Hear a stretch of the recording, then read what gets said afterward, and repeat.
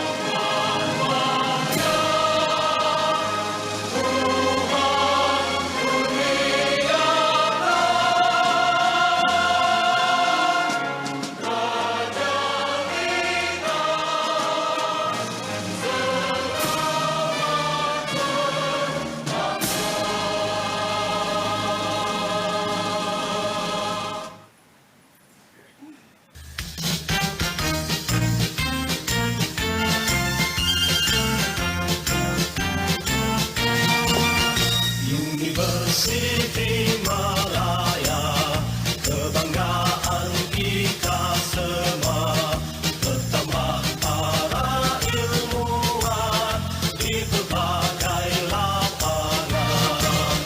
Kami bertekad di hati mencapai cita murni, tradisi kejemerlangan menepati wawasan. Di sini kami sedia berbakti, terus berinovasi. Kami harapkan generasi muda, teras nusa dan bangsa.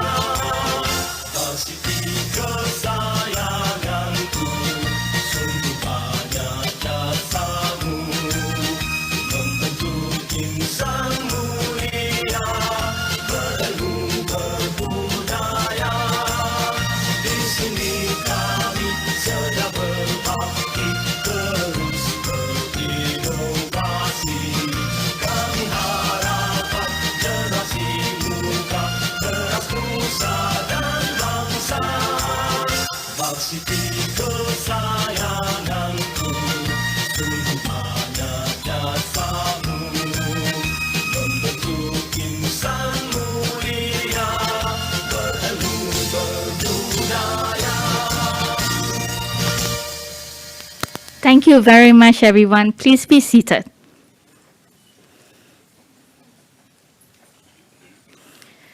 Distinguished guests, professors, lecturers, doctors, researchers, and all members of the Faculty of Medicine, University Malaya, ladies and gentlemen, a very warm welcome and a very good afternoon to all of you.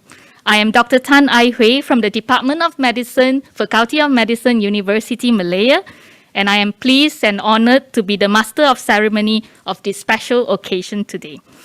On behalf of the Faculty of Medicine, University Malaya, I would like to say a very big thank you for joining us at this launching ceremony of the Academia Day at FOM with the theme Academia in the Time of COVID. Thank you.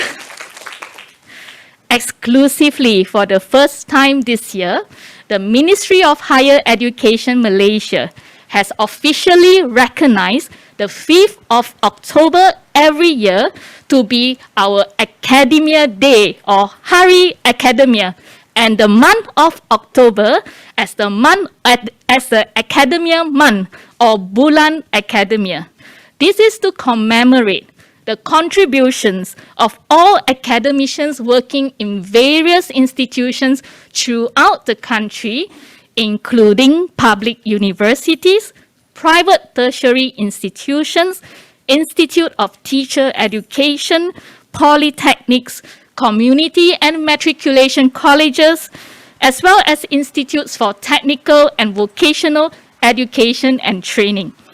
During the Academia Day and Academia Month, we aim to recognize and appreciate the many contributions, achievements, and sacrifices, sumbangan, pencapaian, dan pengorbanan of all our lecturers and academic staff in teaching and learning at University Malaya.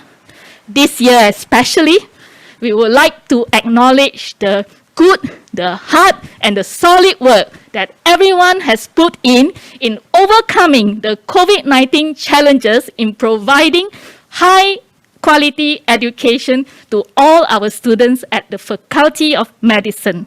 While some of us are working as frontliners fighting the pandemic, hence the theme Academia in the time of COVID. Now, ladies and gentlemen, with my utmost pleasure, I would like to call upon Professor Dr. April Camilla Roslani, Dean of the Faculty of Medicine, University Malaya, to deliver the welcome address. Please welcome Professor April.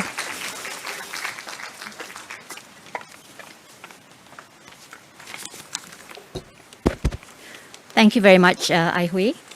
Prof. Camilla, our Academic Deputy Vice-Chancellor, Dr. Professor Lui Lai Meng, who is our Distinguished Professor here at the Faculty of Medicine, University Malaya, respected colleagues, ladies and gentlemen. Assalamualaikum, salam sejahtera, and good day to you all.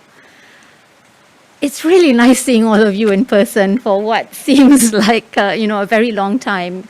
And I think that really tells us what the state is today after a year and a half of COVID-19.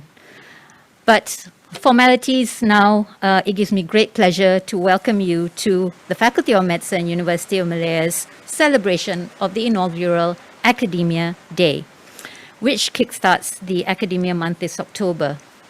As Professor Tan has said to you, this was mooted by the Ministry of Higher Education, and it aims to acknowledge and show appreciation for the efforts of academics as well as academic institutions in fulfilling the nation's aspirations despite all the challenges that we face.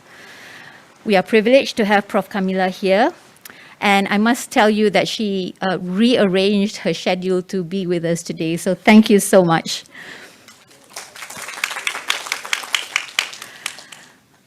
Academia is defined as the environment or community concerned with the pursuit of research, education, and scholarship. Academics in the Faculty of Medicine, University Malaya, however, have to further balance these multifaceted roles with that of being healthcare providers, and oftentimes in the face of significant resource limitations. And while the pursuit of new knowledge is generally respected, there is sometimes the misperception amongst the greater community that academics are all talk and no action. This is the danger if research or education is done purely to satisfy metrics without consideration of the downstream impact. The pandemic of the past year and a half has brought the role of academics into sharp focus as the nation seeks to mount its response. In this regard, Warga FOM have played pivotal roles. It is a source of immense pride to me that our academics have led the way in terms of evolving the evidence base, developing diagnostic and surveillance tools, or delivering evidence-based care, advocacy, and innovations in education. The strong symbiosis between FOM and UMMC as part of the Health Academic Center has meant that disruption to academic and clinical activities was kept to a minimum, allowing us to capitalize on novel research opportunities. We were the first academic center to offer hybrid clinical services, thanks to guidance from our COVID task force, helmed by our formidable infectious diseases and public health teams, and also frontlined by our amazing trauma and emergency department and critical care services by the anesthesia department. Together with all the other experts across the specialties, many of whom were involved in international efforts to accumulate the clinical evidence base, we were able to develop multidisciplinary COVID as well as COVID-free pathways, and additionally, educational resources for both professional and public consumption. Whereas many other centers had prolonged cessation of non-emergent surgical care, we were able to resume non-emergent services after just 2 weeks. Academics in primary care medicine were also instrumental in developing a remote surveillance app, which was particularly useful during the third wave surge, allowing us to optimize utilization of hospital resources. Additionally, they guided internal and external decanting activities, leveraging on public-private partnerships to ensure equitable delivery of healthcare. We were able to quickly develop and optimize in-house diagnostics, thanks to our wonderful medical microbiologists, which allowed for speedy diagnosis and containment, thereby minimizing transmission. The vaccine program is another example of the impact academic health centers can have on the nation's health. We were the first academic health center to establish a vaccination hub, ensuring that all our frontliners were afforded the best protection while working in high-risk environments. This was swiftly followed by extension of the program to vulnerable groups, and we subsequently assisted in the setting up of a community vaccine center in University Malaya.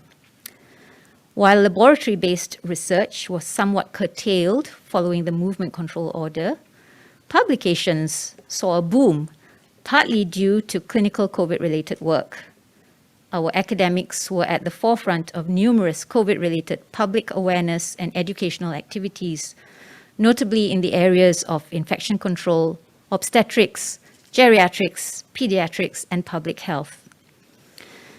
Teaching and learning transformed to virtual delivery literally overnight, which required training of the academics, development of online teaching platforms and materials, and utilization of innovative assessment methods, which was particularly challenging for the clinical programs. The redeployment of clinical masters trainees to areas outside of their specialties posed significant disruptions to training in the early stages of the pandemic. But the academic coordinators quickly adapted training activities to ensure that they were still able to gain competencies without requiring significant deferments. Medical students were initially prohibited from clinical areas, and our medical education unit had to repeatedly revise the program to deliver it in compliance with MQA requirements while minimizing delays. Our foresight in vaccinating our clinical medical students early on has meant that we are the only medical program in Malaysia thus far to graduate a cohort this year. It has also meant that our students have had the unique opportunity to participate in the COVID response as volunteers in the vaccine, contact tracing, and surveillance programs, amongst others. It takes a very special breed to be able to juggle all these hats and still convey a calm and professional demeanor. It would be understandable if cracks sometimes appear, and we ourselves require some help. In that regard, our colleagues in psychological medicine and counseling were quick to provide outreach and other supportive measures when needed. But by and large, Warga FOM have coped remarkably well with all the challenges thrown at them. This speaks to the academic community spirit we have, that builds resilience, fosters adaptability, and enhances synergy within the organization as a whole, allowing us to be responsive and maintain productivity despite all obstacles.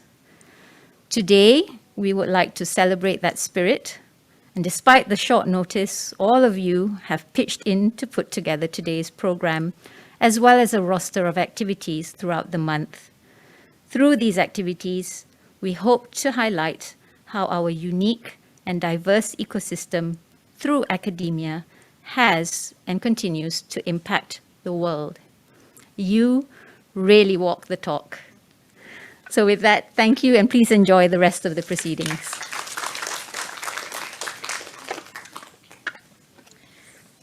Thank you very much, Prof. April, for the very warm welcome address. It is very encouraging to hear about the numerous efforts by FOM in teaching, learning, and clinical care during the pandemic. Ladies and gentlemen, with great delight now, I would like to invite Professor Dr. Kamila Ghazali, Deputy Vice Chancellor, Academic University Malaya, to deliver her speech and officially launch the Academia Day today. Please welcome Professor Kamila.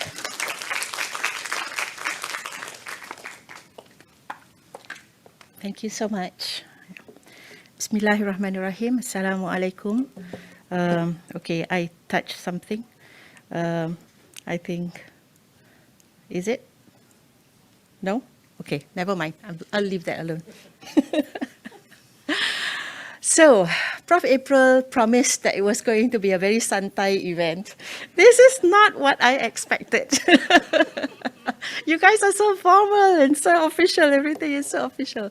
But I'm really, really very happy to be here, because she said that, it's just us. We're just going to, santai and get together, and, I'll get a chance to see some of my old friends, very many familiar faces in front of me today. And I'm very, very happy to see all of you face to face, as mentioned by Prof. April. So it's really a pleasure to be here. As mentioned, this is the Hari Academia, which was launched by the Ministry of Higher Education in 2019. Well, basically they discovered, or rather it was a realization that there is Teachers' Day, but what about us?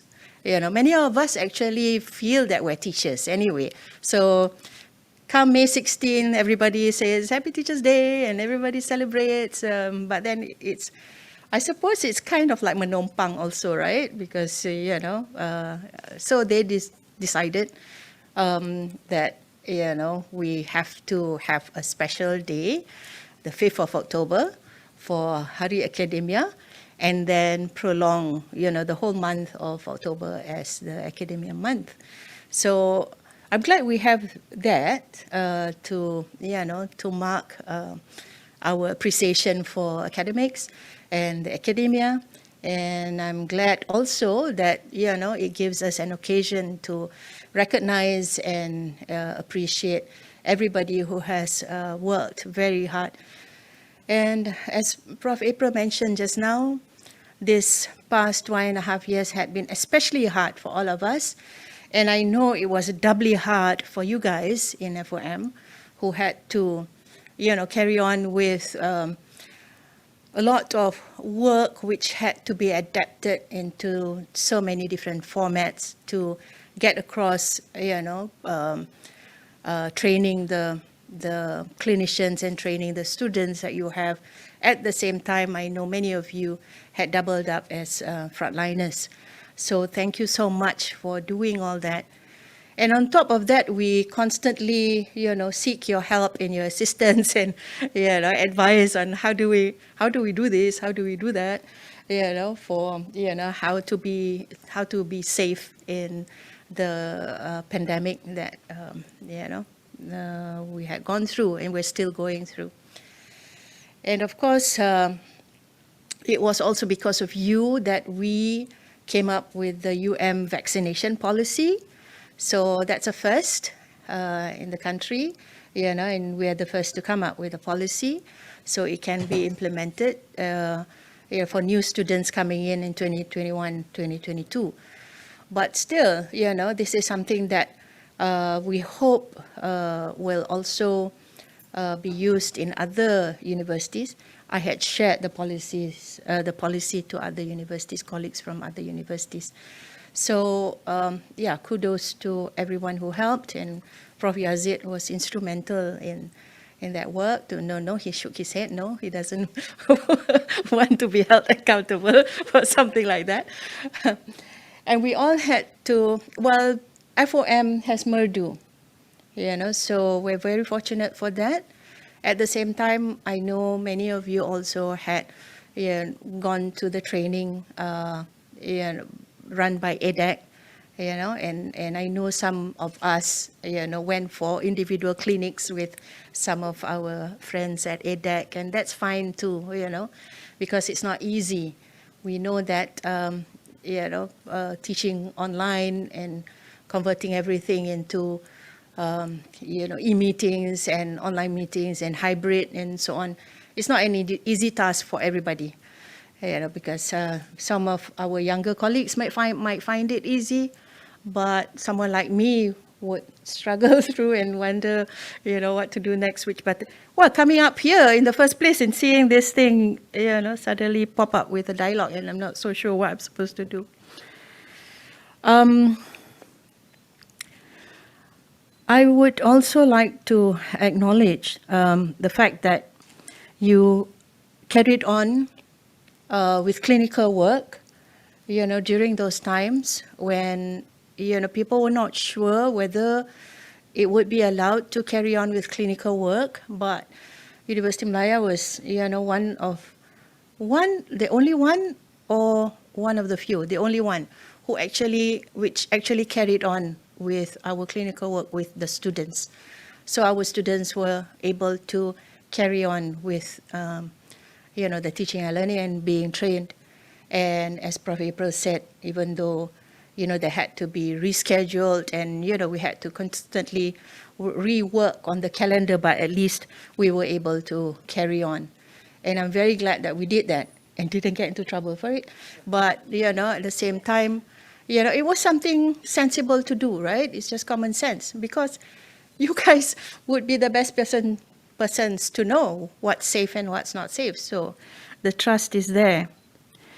And with all the, challenges that we went through, I know you had a hackathon challenge where you had 7 storyboards that you came up with in a very short time, and that's going to be developed further for part of your teaching material. I really don't know how you guys do it, seriously. You're doing so many things at the same time, while also being very successful in getting grants outside of the university, external grants, which really is how we need to move forward, from now on, because there's really very, very little money that the ministry is handing out to us for research. So again, the acknowledgement is huge to everybody here, as well as those online. I know some of you are online. I should be looking there. Some of you are online. So, the acknowledgement really goes very far. And I'm sorry, Prof. Louis, Datuk Louis, I'm really terrible at this. I should have, said hello at the beginning, the salutations and all that. In my mind, we are Santai. So I have worked with Datuk Louis a long time ago, when we first came up with the documentation for the SWA accreditasi. Datuk Louis, do you remember? Yeah, so, with Rosita as well. Governance, was it? So I think. Yeah. So it was a real pleasure working with you, and I remember, it was so easy to work under your leadership on that documentation, and that was really good. And it was at that time when we are constantly, Prof. Amin was the NCA, I think. at that time, and we were constantly having bengkels right into the night. I don't know if you all do that now. Yes, still. Okay. All right. I shall stop there. So anyway, my role today really is to merasmikan or to launch the Hari Academia at the Faculty of Medicine.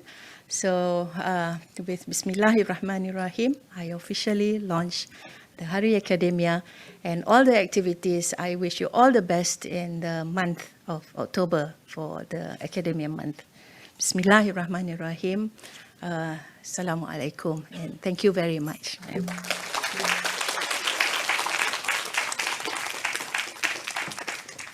Thank you very much, Professor Camila, for the wonderful and very heartwarming speech, and also for coming to launch the Academia Day at the Faculty of Medicine.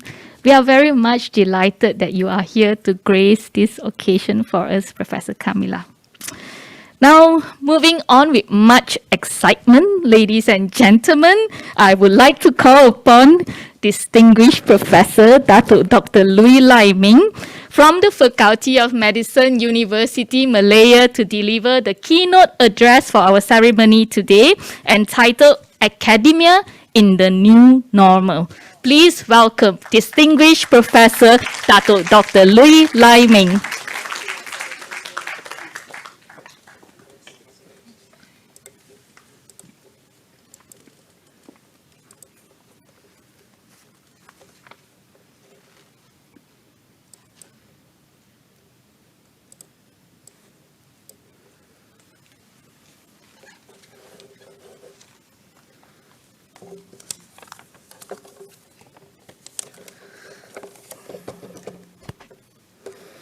Well, thank you, Aihua, for that introduction. And this is really a great honor to be given this opportunity to share some personal reflections on the tremendous changes that academia has faced in this pandemic. And April has outlined so much of it, and how we have risen to the challenge. It's really a very laudable effort. So again, something has happened to the screen. Okay, let me go back to it.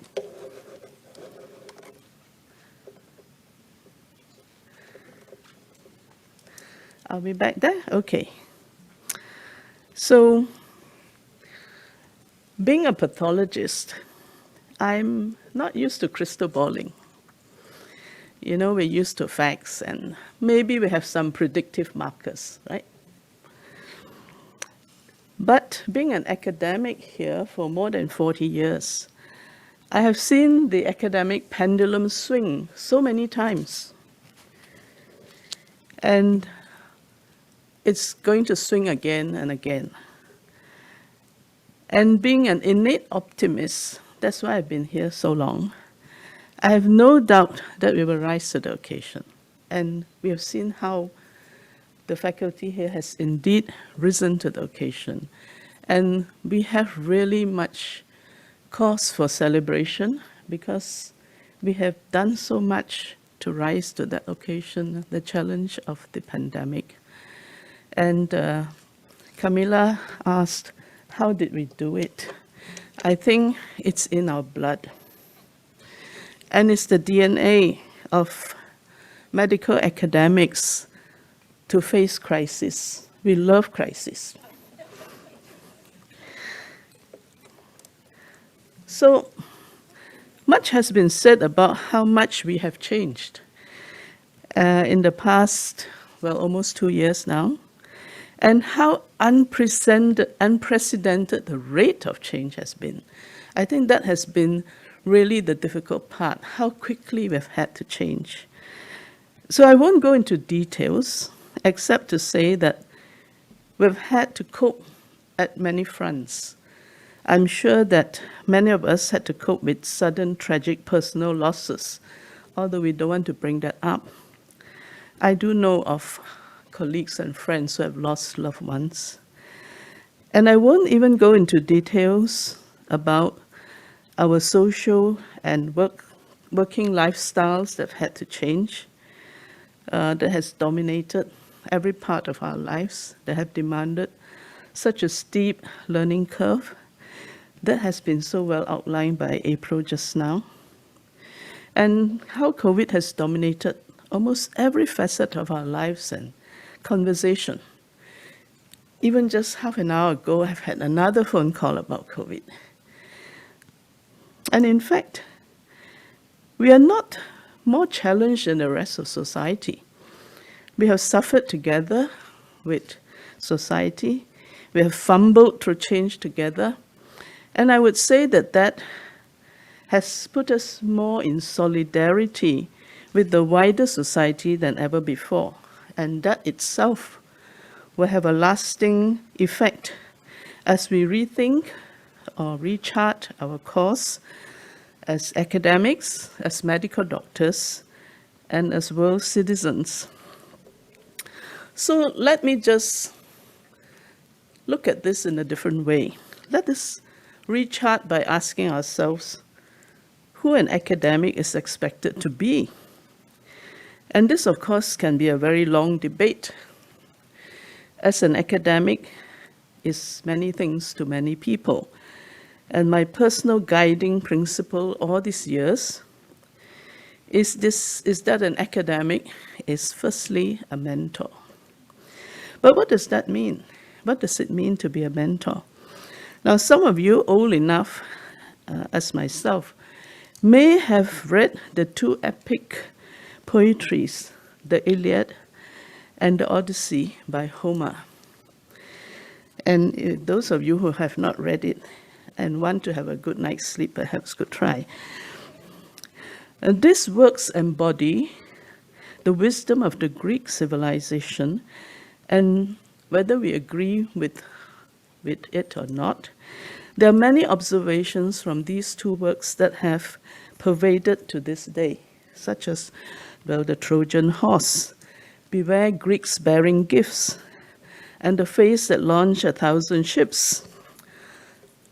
Now, I'm not going to read the poems to you. The hero in the Odyssey was Odysseus, or Ulysses in the Latin version, who was a Greek king who had to go and fight the Trojan War. And when he set off, he had an infant son. And he had to leave the son in the care of somebody. He left it in the care of his good friend, and the friend's name was Mentor. And he knew that he would be away for a very long time.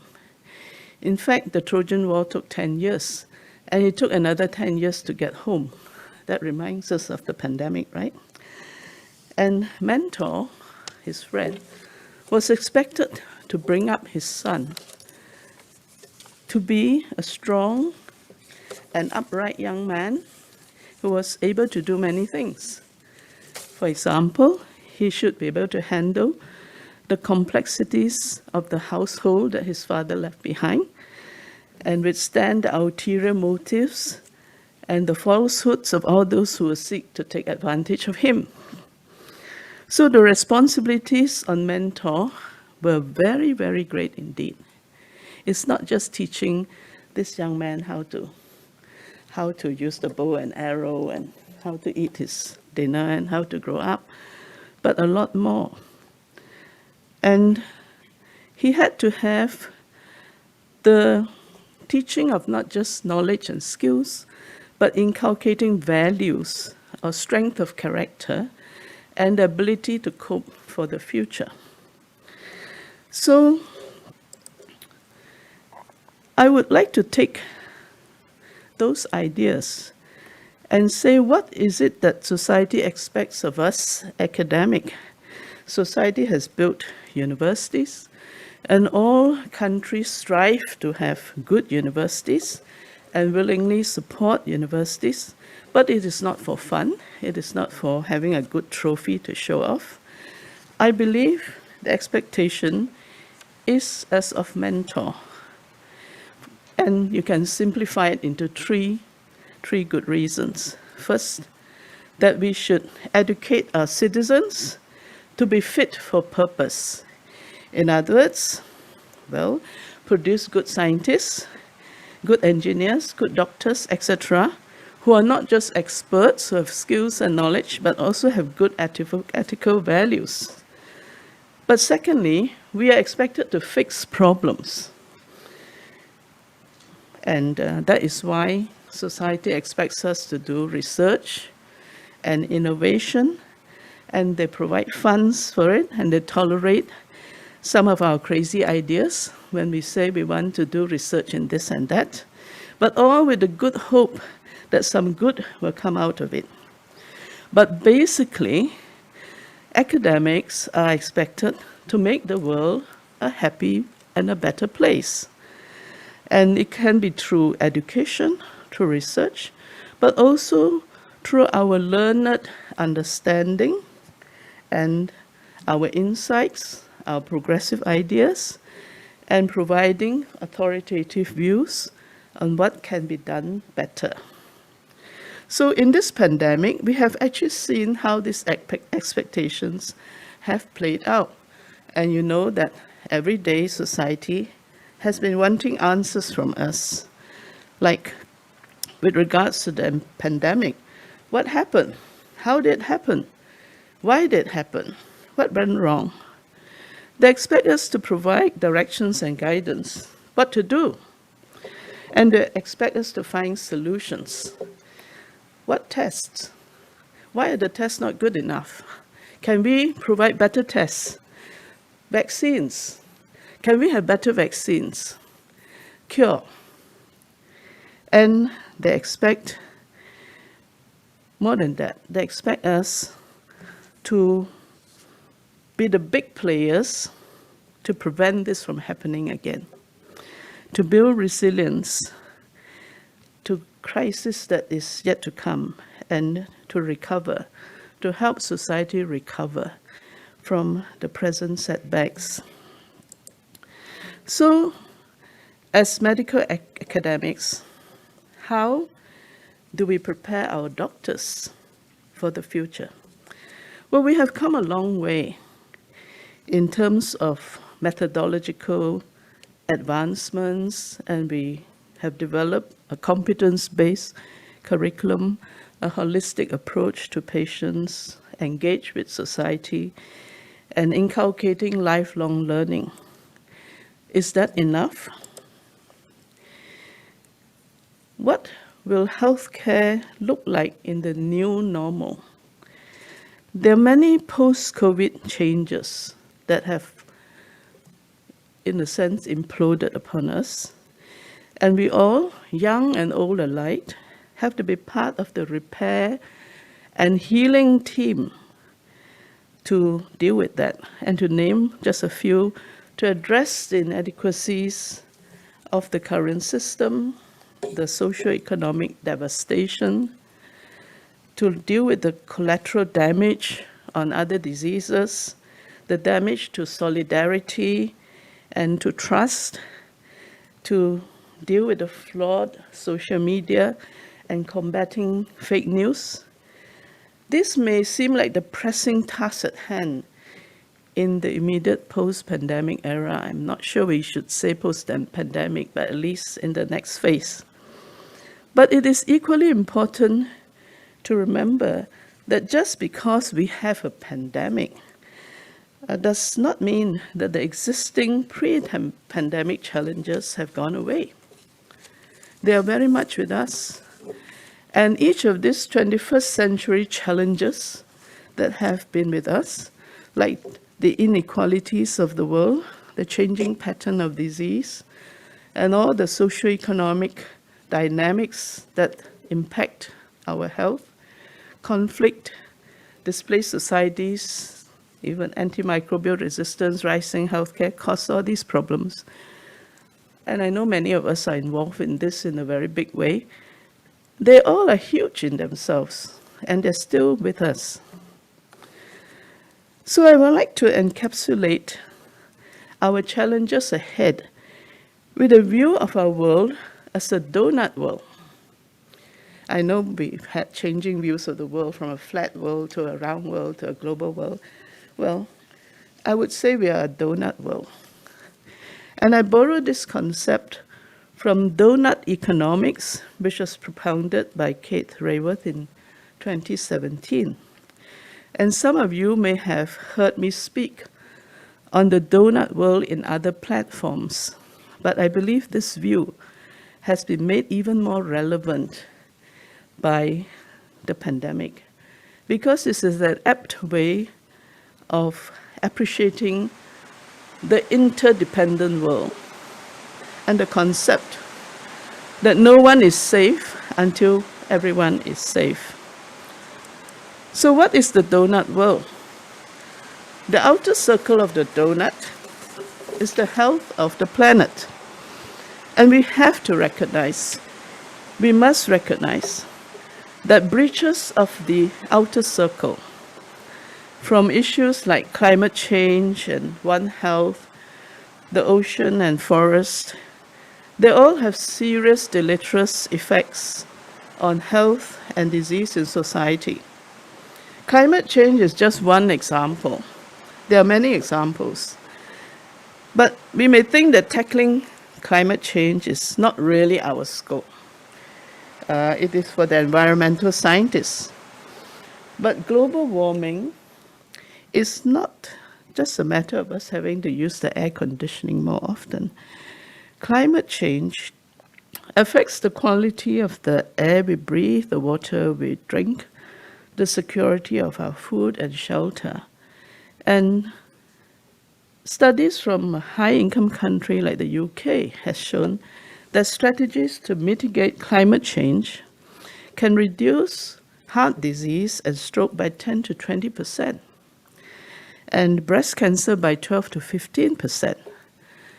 And studies from a low middle-income country like India have shown that similar mitigations can reduce the burden of heart disease and stroke by 11 to 25%, and diabetes by 6 to 17%. So this is not a mean thing. It is relevant to us.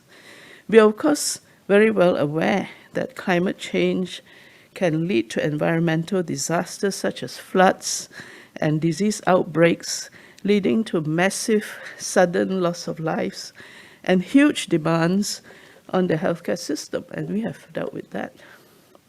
And we're still dealing with that. And we wonder why we're still dealing with that. And of course, climate change has a direct impact to One Health.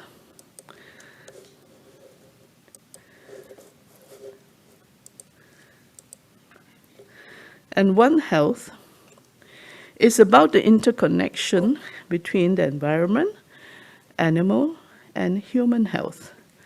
And time and again, we have seen how emerging infections of epidemic and potentially pandemic proportions rage among us due to a failure in taking care of One Health. One good example is the Manchurian plague in the early last century, for which the Chinese government actually sought the help of a Malaysian scientist from our Institute for Medical Research, Dr. Wu Lente. And Dr. Wu brought the plague under control after his research showed that there was a zoonotic pathogen, and he broke the line of transmission and its airborne mode of transmission. And he has been often called the father of the N95 mask. The Nipah virus outbreak in Malaysia 24 years ago is another good example of how climate change actually directly impacts on One Health and the emergence of a novel disease among us. I wish I could delve into this further, but time does not permit.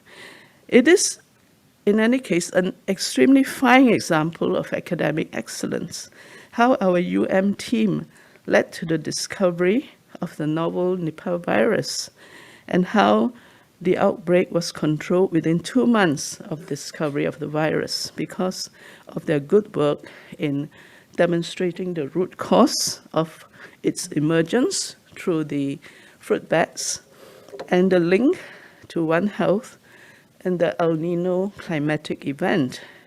And it is so apt and a matter of great pride for us that the team was recognized with the Merdeka Award for the Nipah virus work. And although the origin of the SARS-CoV-2 virus is still cloaked in controversy, it is very likely that COVID-19 is another emergent novel virus as a result of a One Health breach.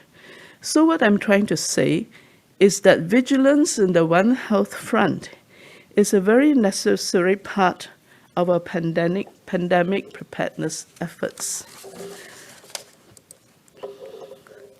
So let's go back to our donut world. We live within the donut.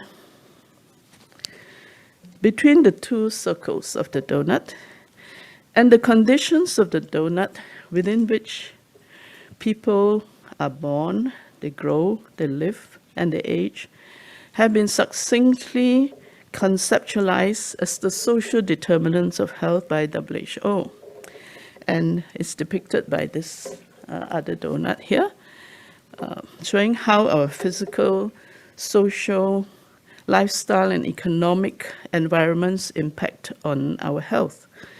And recognizing our shared world and the need for global action within this donut, nations have come together under the umbrella of the United Nations to develop the Millennium Development Goals at the turn of the century. And this has since been replaced by the Sustainable Development Goals since 2016. There are 17 goals, 169 targets to be achieved by 2030. Just about 9 years more to go. So I will not delve into them, as I'm sure many of you are familiar with this and are fully engaged in specific goals, but just want to point out that among them is protect the planet. Now, within the donut are many drivers up this pyramid towards the non-communicable diseases, NCDs, and they are propelled by specific drivers. Of course, the social determinants of health, but what Malaysia is facing now so rapidly, urbanization and aging, and propelled further upwards by behavioral risks, such as our unhealthy diet and our activities, and physiological risks, especially obesity. And if you look at the other histogram in this picture there, you find that Malaysia, being a country in transition between a low middle income country and a high middle income country, toggles between two histograms. And we have among the highest proportion of premature deaths from NCDs before the age of 60 years. That is, more and more people dying of NCDs such as cancer, heart disease, and diabetes before they reach the age of 60, before the age of Varga Mas, before they can enjoy all those benefits that we plan for Varga Mas. And this is a terrible waste and has actually been worsened by the pandemic. Well, maybe due to neglect, but I think we all know all the various reasons for it. So in fact, the pandemic has highlighted more than ever before the need to address the comorbidities in the fight against COVID-19, because we all know that comorbidities is a major poor prognostic factor in patients who develop or catch the COVID-19 infection. Well, then what about the inner donut? The inner circle represents the individual's health, and falling into the inner, through the inner circle into the donut hole means falling into severe disease and mortality. And we have all been engrossed in these aspects of the inner circle, like universal health coverage, diagnostics, evidence-based medicine, the multidisciplinary team approach. I mean, that's very, very fine and well. And that our efforts, I think, are very laudable. But we also should take note that the approach towards the individual's health has been changing along two, in a sense, diagonally opposite paths. The approach towards a health approach has been shown by a recent Lancet Commission report, which shows that 24% of growth in full income in low and middle income countries actually resulted from health improvements. And for economic recovery, we actually need to keep the population healthy. And as academics, we should emphasize this approach, as it just makes more economic sense, and more so in the post-pandemic new normal. But there will be those who fall ill and hit the inner circle. And the treatment approach has also evolved towards targeted therapy, ushering in the era of personalized medicine and precision medicine.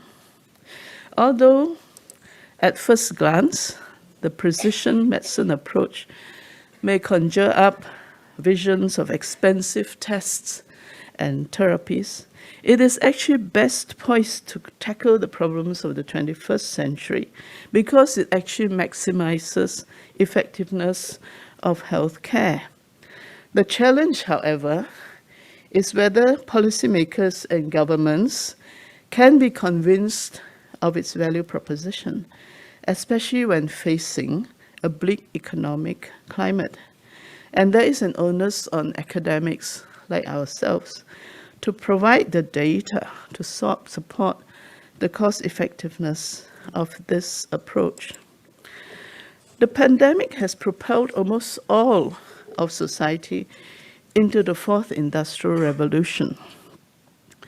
We can even say that thankfully, technology came along to save the day, whether it be in IT during lockdowns, or can you imagine how we would develop our new educational tools without having had our hands on IT? Or you can also look at how technology had been at the stage when there can be speedy identification and sequencing of the COVID virus. And from there, the development of the test kits and the vaccines. Again, if we had not the technology, life would be very different. And in the new normal, we would expect an enhanced uptake of emerging and new technologies for unmet needs. I think the society has developed an appetite for technology. It's not going to run away from that. It's going to want more and more of it. And in the research front, we can recognize many of these research tools that we are involved in. Excuse me.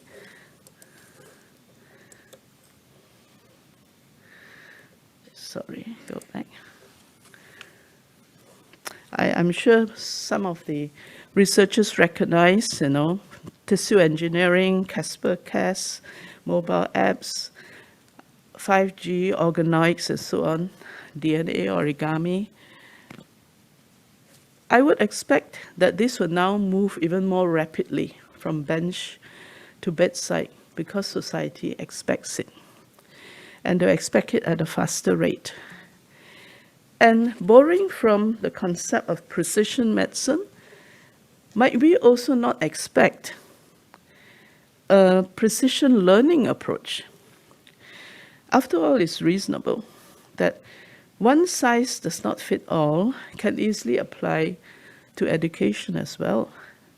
And tailoring teaching and learning practices to individual learning styles and personalities might actually bring up the potentials of the student best. And having seen how volatile the schooling environment can be, it is very likely that more varieties of modes of instruction will develop in the new normal. And that should allow learning anytime, anywhere, to become part of the new normal. But most certainly, there will be a major lifestyle change for all of us, in which I believe artificial intelligence and robotics will figure very prominently. At least these are technologies that are not easily derailed by pandemics and social restrictions. But the global south, where we live, has a lot of catching up to do. Even pre-pandemic, it was clear that we live in an unequal world. We can see from this map drawn, the upper map, drawn according to the burden of disease, that Africa and Asia are abnormally fat. They don't look like the normal map of the world. And if you look at the bottom map, drawn according to workforce to tackle the burden of disease, you see that North America, Europe, and Asia are very well endowed, whereas Africa and Asia are abnormally lean. So there is a lot of inequality. And there's a lot more poverty and predation of the South. Let me just read some of the statements from various studies, and they are displayed there, but I'll read out a few. The high-income countries have 73 times more health researchers per million population than the low-income countries. Advances made in high-income countries take at least a decade, 10 years, before they can trickle down to benefit the low-income countries. Millions of rapid tests for malaria have been used in Africa, but none are manufactured in Africa. And you can apply the same to Asia. The low-income countries buy diagnostics and therapeutics from high-income countries at high costs, and that's what's happening in Malaysia. The drugs we use, the tests we do for our patients, most of it depend on reagents and products from high-income countries, and we pay foreign dollars for that. And there's always a continuing brain drain from low-income to high-income countries. And diagnostics and therapeutic nationalization always favor the global north. And the pandemic has shown us that in the face of trouble, each country has to fend for itself. Solidarity, we may talk about solidarity, but it is secondary when against what we perceive as survival. So countries like Malaysia have to build our own resilience for the future, and we have to build it better and faster. We need to build up our own R&D capacity, especially in technology and manufacturing, and we need our own diagnostics and our own therapeutics instead of paying foreign dollars, which are very expensive. The exchange rate is so unstable, and wait still at the mercy of the conglomerates of the North. And we should consider alliances and collaborations that can bring down the cost of healthcare to our public. So in line with that, we should also consider a transformative learning approach to equip our mentees for the new normal. While we practice informative learning, which is about acquiring knowledge and skills and producing experts, and we also practice formative learning, which is about socializing around values and producing ethical professionals. Transformative learning is a different challenge. I'm not saying that we are not addressing it, but it is a tougher one. It is about developing leadership attributes and producing enlightened change agents to shape the future. That is what we want to endow our future doctors with. And it is with this in mind that this picture here shows the Inter-Academy Medical Panel, now known as the Inter-Academy Partnership for Health, launched the Young Physician Leadership Program. The idea was to foster a new generation of leaders in global health for the 21st century. At that time, it was pre-pandemic. We didn't know that we would be hit with something as devastating as the COVID pandemic. But this network is now more than 200 strong and has the potential to be a global voice for change in the new normal. And I'm proud and pleased to say that there are a number of young FOM, academics in this network. So this is my final slide. Fundamentally, academia is about people and society. Academics in the new normal will have to wear many hats. And if we already wear many hats now, be prepared to wear many more hats. Although experts and professionals in our own fields, we should not work in silos. And having a world vision is going to be very important to chart the post-pandemic world, to collaborate, to take care of every part of the donut world, and fostering enlightened mentees who are adept at leading and managing change will be very key to building resilience to crises, to countering untruths, that is also very important, and sustaining health for future generations. Thank you very much.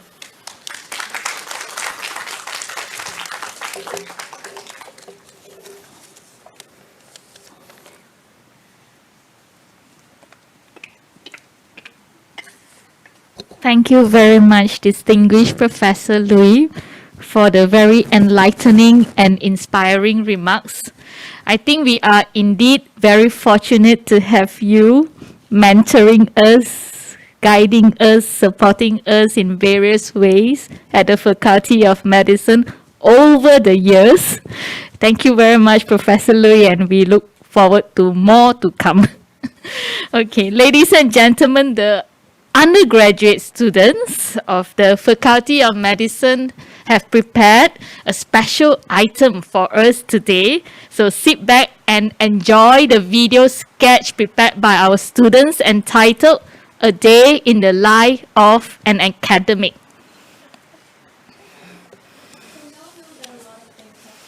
Because of the pandemic. But are we aware of what's happening on the other side of the screen? Come on, let's go and take a look.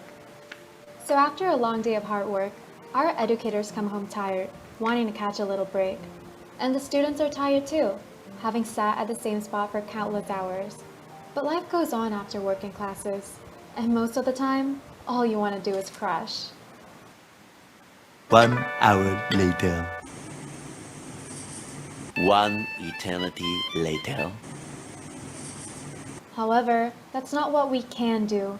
We each have responsibilities, whether it's cooking for our families or setting up the dinner table to eat with our loved ones. And then after that, it's spending time and taking care of your children, or finishing household chores. We're all tired, but we do these things for our families because we love them. And then it's back to work, recording voiceover lectures for your students, or listening to them for class the next day. With everything suddenly being shifted online, a lot of problems arise, and dealing with them can be very frustrating. Situation number 1. Realizing you can't hear anything after finishing recording the entire voiceover. That's it, thank you. Yes. Finish recording already. So I can send the lecture slide to the student now. Wait, let me hear it all over again.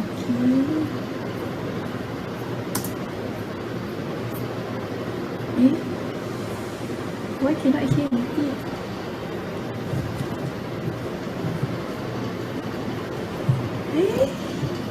Oh no. Situation number 2. Realizing you mispronounced an important word. Okay. Shoot. I mispronounced the word. Shoot, I need to re-record. Oh my god. Why is this so hard? It's so frustrating to me. And situation number 3. Too much background noise during class. Okay, good morning class. So today we'll be learning about the coagulation cascade. Sorry class, wait a minute. Sorry kids, could you please someone else please? I'm doing the chat.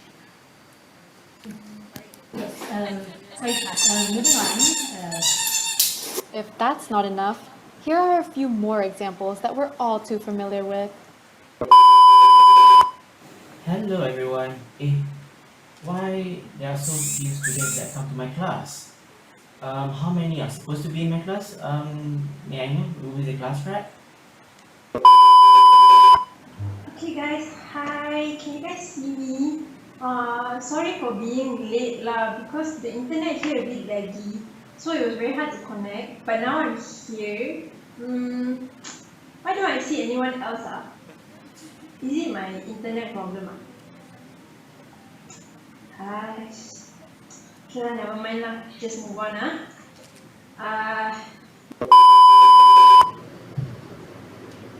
Okay, class. Have you all heard the voiceover yesterday? No? How come? I already uploaded the lecture slide yesterday. I see. Never mind then. I guess I just give the lecture again today. Yep. 2 words. Incredibly frustrating. But our educators always try to give us their best, no matter the challenge. What about if something still manages to go wrong though, and no voiceover lectures were uploaded?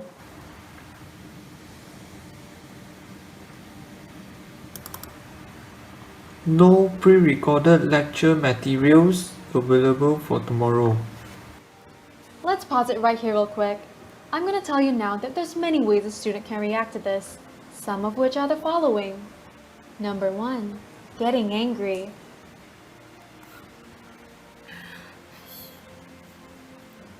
Number 2, feeling happy because now they can game. Yes! There's no pre-recorded lectures for tomorrow!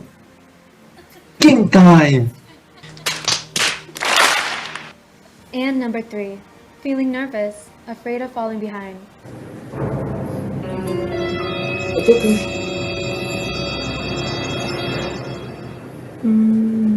Now that we've looked at the many expressions of the students, let's see what types of students there are during online lectures. First off, we have the sleepy one, managing to fall asleep while sitting up. People who can't fall asleep at night should go to them for advice. Secondly, we have the passionate one, always listening and ready to go. An ideal student, basically. And thirdly, the student that doesn't show up at all. Anyway, now that we've got that covered, let's move on to some fun stuff. What happens during question and answer sessions? Our favorite. All right, let's go. In the right corner, we have the student that Googles all the answers. Okay, the actions of the is and ARB. Can you mention the actions of it?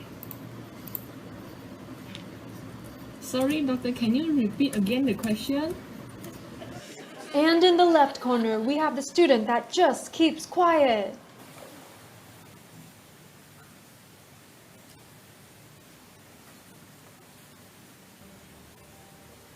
And somewhere in the middle, we have the student that just leaves the meeting. Please don't be like him.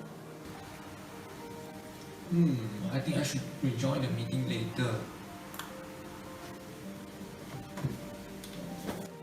And there you have it, a glimpse of the unseen lives students and their educators live each day, working hard nonetheless. I hope we can all appreciate what we do for each other during these hard times. This pandemic isn't easy for everyone. What matters is that we try our best, because doing your best is more important than being the best.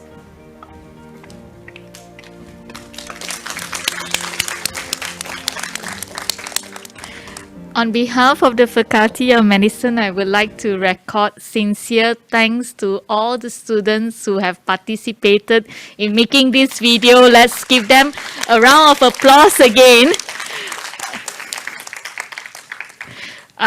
We hope whatever that they have shown us is far from reality, that all students are attentive and listening to our lectures carefully and jotting down notes. Okay, now ladies and gentlemen, following that excellent performance, we would like to present to you a video presentation on FOM key pandemic inspiration. This video is a compilation of the teaching and learning activities conducted by the academics in FOM during the COVID-19 pandemic and movement control order.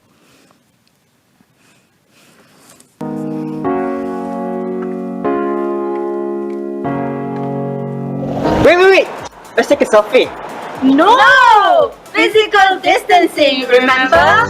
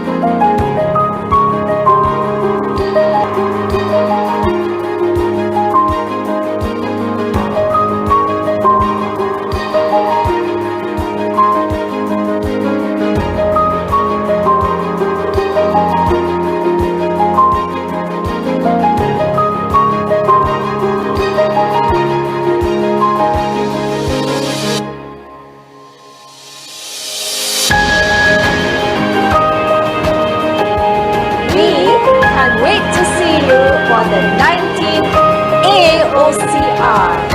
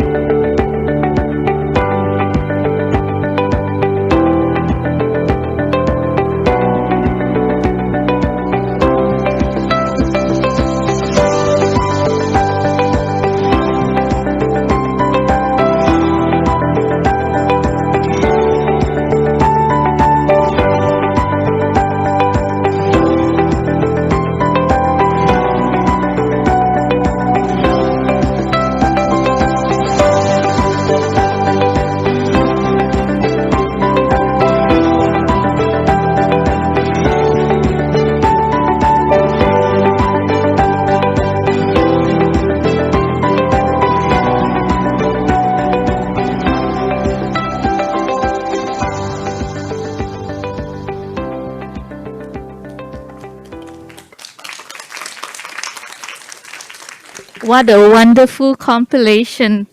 Ladies and gentlemen, can we give a round of tepukan gemuruh to all our academic staff? And another tepukan yang gemuruh sekali for all our administrative and support staff at the Faculty of Medicine who have worked tirelessly throughout the COVID-19 pandemic. Now, to continue with our celebration today, we will now proceed with the cake cutting ceremony. I would like to invite Professor Camilla together with distinguished Professor Louis and Professor April to cut the cake.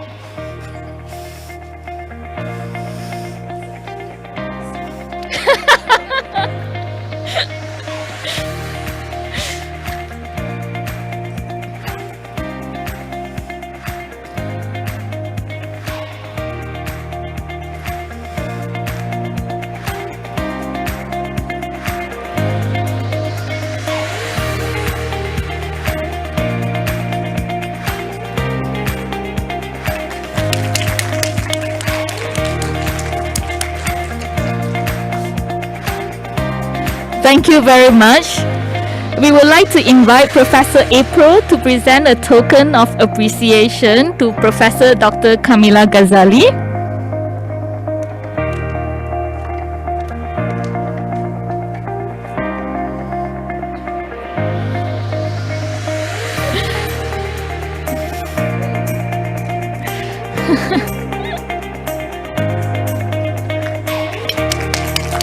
Thank you very much again, Professor Camilla, for joining us today.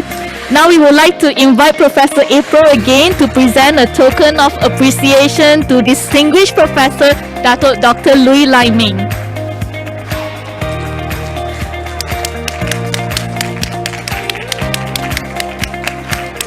Thank you very much, distinguished Professor Louis, and thank you very much, Professor April.